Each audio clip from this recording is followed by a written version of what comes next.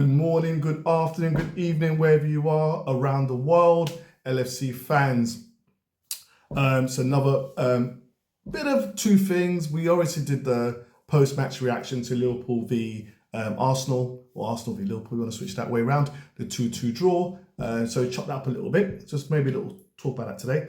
And obviously we're looking now forward to the game against Brighton away in the Carabao Cup. And so a lot of that's going to be reflection in terms of what Slaughter said in his press conference, my opinions and stuff like that. So quickly get out of the way, 2-2 draw of Arsenal. Lots of views going around the place at the moment.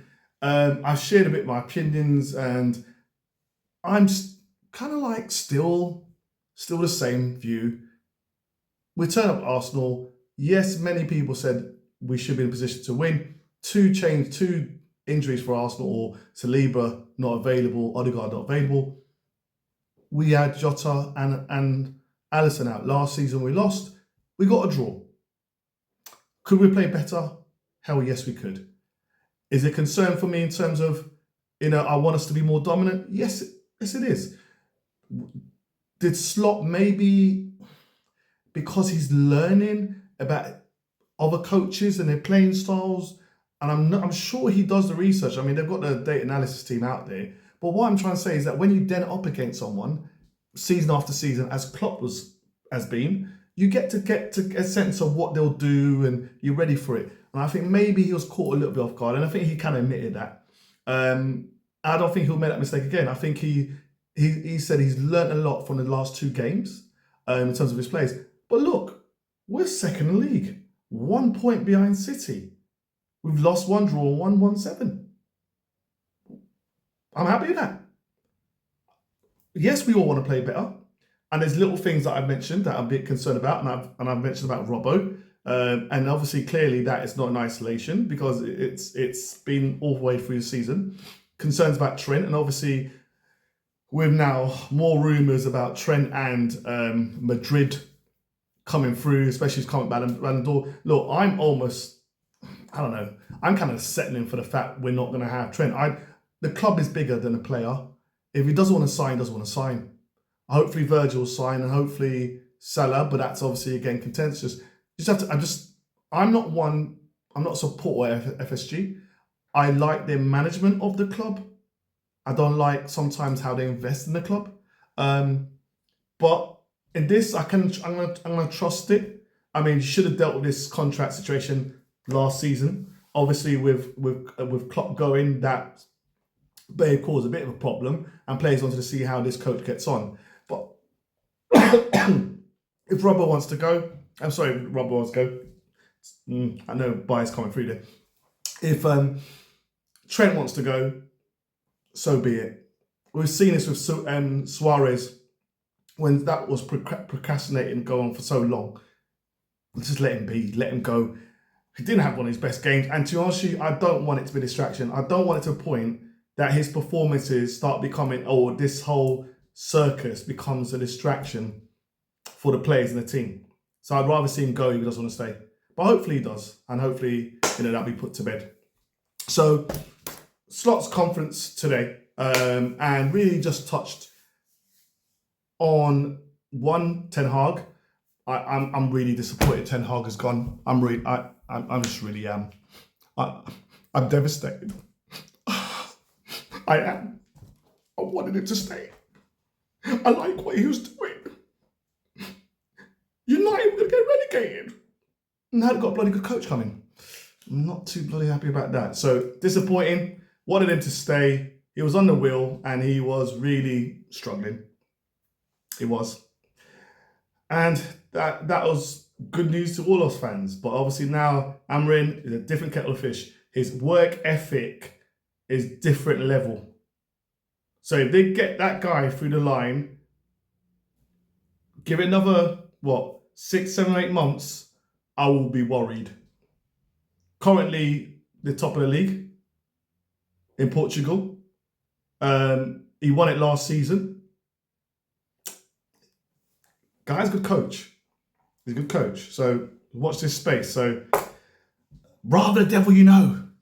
I wish Ten Hag was still there. Okay, that was done. So I wouldn't look at injuries. Obviously, we know Alisson's still out. We know Bradley's not ready yet. Elliott's going to be out after the international break, November, which is a concern. It's a concern. I thought it would have been back by now. Clearly not. And Chiesa. With Chiesa, a little caveat about, I think there's some rumours going on around about potentially Chiesa going back on loan to one of the Italian teams. I don't know if he's getting homesickness. He's clearly turned up. He's not fit. He's not completing sessions. He's picking up little niggles and not doing training, then coming back and picking up niggles. It's a pity. He's a talented player if he can get in the park and be sustained with his fitness. And clearly he's at a place where it's not. And we've had this before. We don't want that kind of get the player on loan who just is a bench player, doesn't get on the bench half the time. Chiesa is great on the name, but we need him there. And right now is when we needed him, and he's not there. Bread and butter, that's done, said. Jota as well. So Jota looks like another one, a bit more longer term than we thought. Now with Jota, it's not that he's injury prone, he gets injuries, i.e. people fall on him, big 6 foot players fall on him, or he gets clattered, gets hit on a knee, ankle, whatever, which then causes injuries. And those injuries mean he's out for a few weeks. And that's again another pity because we really need him now. But obviously, that is more opportunity for Núñez to keep playing and keep getting himself into form, because clearly his fitness is there now. We can see the work done with the coaching staff, and Klopp and Slot mentioned this as well. So we can clearly see that he is fit. He's raring to go. We just now need to give him opportunity and see him score some goals. So if we're looking at it for tomorrow against a Brighton team who are probably going to play a strong team. They probably will. And, Brighton have gave us a lot of bloody noses in the last few years, and I'm really not looking forward to it. If any team I didn't want to be playing in this round would have been Brighton. So if I'm looking at starting lineup, I would actually go Yaros. I think let's give Kelleher a game rest, but I doubt he'll probably do that. I think he'll probably play him. But it'd be interesting. I probably would have Yaros. I think just give him that little feeling of that he's around and he's near. Yeah. And also Kelleher play, give him a little break, and he's back on Saturday. We know Alisson's gonna be out still for a little bit. I would expect Tsimikas. I suppose it depends how you're looking at it. I think Rob will be given night off. So it's going to be either Tsimikas or Gomez, I believe. I'll probably say Tsimikas. Then you're going to have, I would say, Kwanzaa. So I would actually think it's going to be... Now, it's interesting because will the coach be brave enough to rest Virgil and to rest Konate? Because I want to be careful. We don't want any injuries to these guys because we don't have much level behind that. So in theory, I'd rather have it Tsimikas and I'd rather have it Gomez and Kwanzaa. They have to turn up. This is when our players show that, they should be on the first team. They should be starting. You can't just, okay, I've got opportunity and not deliver. This is opportunity for them to deliver. You have to rest Virgil and Konate. We need them for a difficult season. And we got Brighton at home the following game. So, yeah, I hope that's what he does. And then on right back, that's going to be a difficult one. Because of that, I think what's going to end up happening, and I think this will happen, I think it's going to be Tsimikas, I think it's going to be Virgil, Kwanzaa, and then Gomez. Konate, because Konate is prone to getting injured. So what we don't want is overrides Konate. I think that could be the back four. Then in midfield, I think because the coach actually spoke about Endo, and about his qualities and about, his behaviour, i.e., taking on the fact that he's not been getting a lot of minutes, he's been cut on for 6 minutes, but the attitude's been right. So I think we'll see Endo, Jones, and I think McAllister. Gravenberch may be given a rest or just starting the bench. I think that's a big possibility.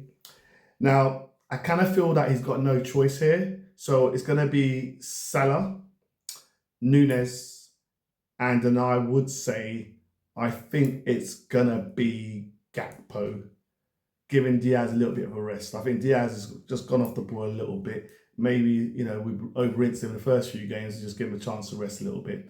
And that would be really my team. I'll be concerned about the midfield, because if I'm going with Endo and Jones and Maka, I would just be concerned about strength, ability to win the ball back, and pace in that midfield. So he may just decide to put a Grav in there, and then it may be an Endo and a Jones. But then that would mean Endo's there, and then I don't think they'd be pivoting and maybe Grav playing number 8 role. But I think Szoboszlai just needs that little rest, I think, because we will need him on Saturday on the game against Brighton at home. So I'll probably give Sobbers a rest. I mean, even McAllister, I'll probably want to give a rest, but so it'll be touching what it does. But I think the front three will be that, with Diaz on the bench, and we'll have some youth players on the bench as well, ready to come on. Brighton is not going to be an easy game at all. Brighton's going to be a very difficult game. They play some good football, and if you don't turn up, you can get really spanked, but they play a very high line. So pace is going to be very important to get past that high line once we break that press from their strikers.